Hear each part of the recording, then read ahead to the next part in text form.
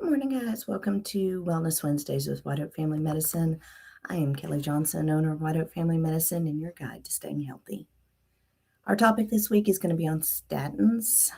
This is a hot button topic for some people. I'm always pretty much guaranteed to get somebody going one direction or another with this particular topic. Cholesterol in general seems to be a big topic right now. Is cholesterol good? Is cholesterol bad? Are statins bad for you? We've always been told that cholesterol is bad, but is it really as bad for us as it was originally stated? Statins are designed to lower bad cholesterol, which is LDL or low density lipoproteins. We also do have good cholesterol or HDL, which is high density lipoproteins. The higher the density it is, the better it is for us. The lower the density, the worse it is for us. We have to have cholesterol in our bodies. Cholesterol or lipids are the building blocks for cell membranes. So obviously, if we don't have that, we are unable to build the cell membranes. Having elevated LDL is a major risk factor for developing cardiovascular disease such as stroke or heart attacks. This has been well documented with numerous controlled studies. Although LDL can be controlled somewhat by diet and exercise, genetic factors do also play a very large role in developing high cholesterol. I mean, sometimes we'll see these skinny little beanpoles. They come in and their cholesterol's through the roof. And then you have another person dealing with obesity and their cholesterol's great. So genetics definitely play a big role in that.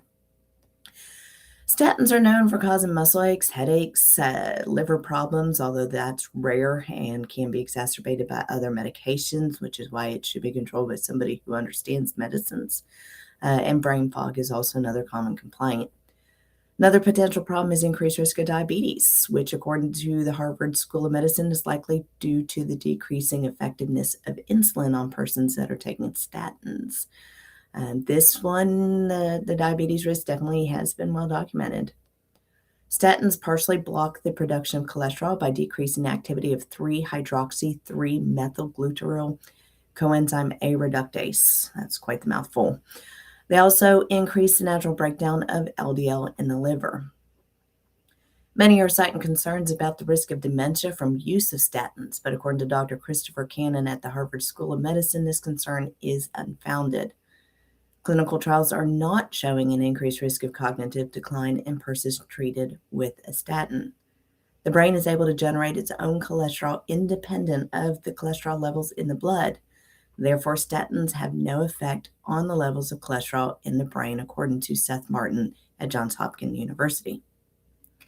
So I went to PubMed, obviously trying to prepare for this, and typed in statins and filtered the studies in the past year. Statins are being studied to help with many conditions from treating fungal infections to cancer. One study published in a Journal of Diabetes Complications in August 2025 showed, and I'm going to quote this, good versus poor statin adherence reduced by 35% the risk for all-cause mortality, 24% for any cardiovascular event, 30% for myocardial infarction, and 32% for stroke. For participants without established ASCVD, statin adherence reduced by 32% the risk for any cardiovascular event. For those with established ASCVD, statin adherence reduced by 25% the risk for any CV event, 51% for MI, and 50% for stroke. Statin discontinuation increased by 90% the mortality risk, end quote. So breaking that down, what they're saying is that if you are good about taking a statin, you're going to reduce your risk for any cause of death. That's heart attack, stroke, cancer, dying from falling off a roof, car accident, whatever the case might be. All-cause mortality. You reduce your risk by 35%. So 24% for cardiovascular events, so that's you're limiting it to like your heart attacks, your strokes. 30% when you look at just MI itself, which is a heart attack. 32% when you look at stroke alone. So for patients or participants who already had ASCVD, so an established cardiovascular disease, statin adherence reduced the risk by 32% for any of those cardiovascular events. And then skimming back down, did you catch that 90%?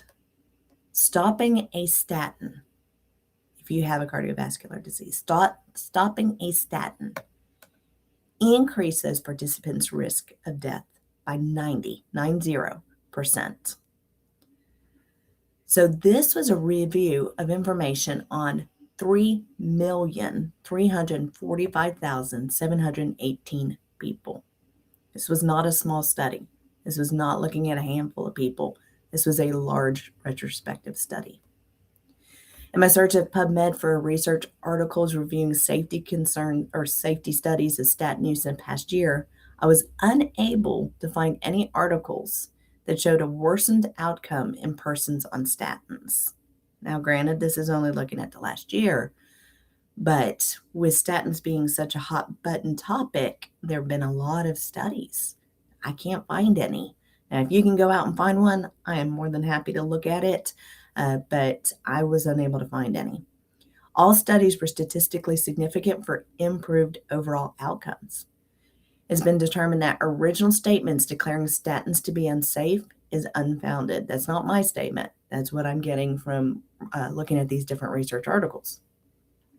I encourage all persons to do their own research when considering medication use. Do not rely on a single person's opinion.